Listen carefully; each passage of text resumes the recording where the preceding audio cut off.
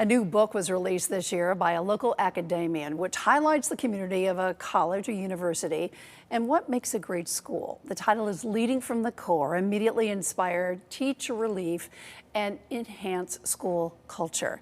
My guest is Dr. John Burrill, Dean of Education at Central Connecticut State University. Welcome. Thank you very much. It's great to be here, Ann. All right, I love the book.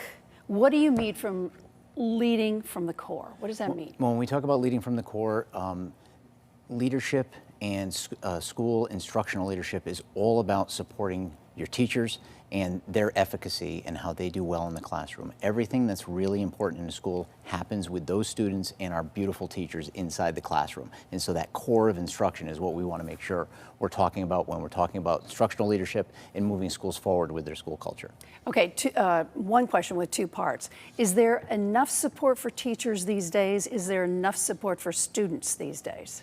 Well, I would tell you it depends on the specific context. However, our teachers are up against a lot of challenges. There are external mandates that are bearing down on them and their principals.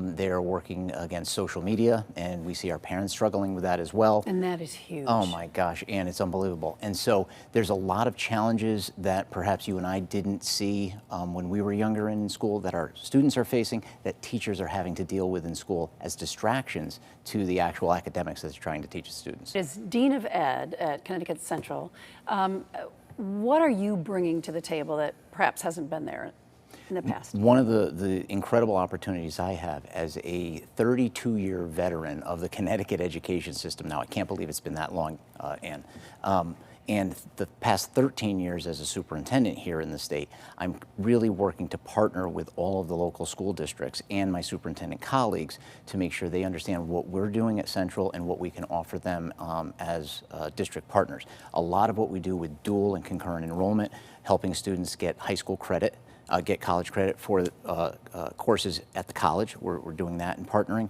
The other things we're doing is we have a next gen program for our teachers, preparing teachers, and so we're working on the next gen program, and students actually are getting paid during their college years to substitute teach and have a relationship with a school and then become student teachers at that school. And then the other thing we're doing is we have an Inspire residency program where we're working with local paraprofessionals and helping them become certified teachers. And special education is a shortage area, so we want to make sure we're feeding that particular pipeline. So we're doing a lot, and with the connections I have, we're able to really partner with our superintendent colleagues. I think that is terrific because we've got a teacher shortage just like everybody else in the country. Correct, we do. So you're holding their hand, you're telling them what a terrific career this is and how they can change the minds of young people and help them go forward. Yes.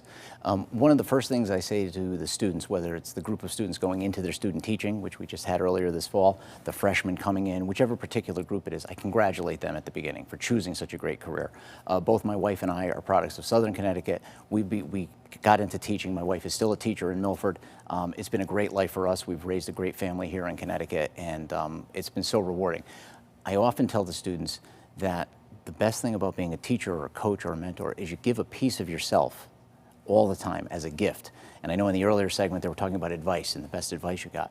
And so when you give that advice and those lessons, that lives with people forever. You know, if we reflect and think about the people that have given us great advice, it lives with us forever, and we teach it to the next generation or those people we interact with. So education is just a great place if you want to support your community and give back. We're looking for change of career people, veterans, and young students coming up out of high school.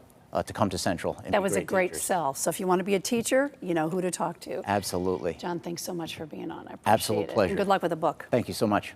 And if you'd like to know more about Leading from the Core, go to WTNH.com or the News 8 app. That is really smart, to help kids in high school get college degrees. When you're in college, to put you in the classroom right away, get paid. Yep. That keeps our young people in the state of Connecticut being teachers because it's a problem. Yeah, that pipeline is definitely needed. Both of my sisters are teachers. Teachers are incredible. We thank you for the job that you do. I've learned a lot from them and just listening to them about their experiences. Much respect to all the educators. You just said it. Teachers deserve respect every day. Yes, they do.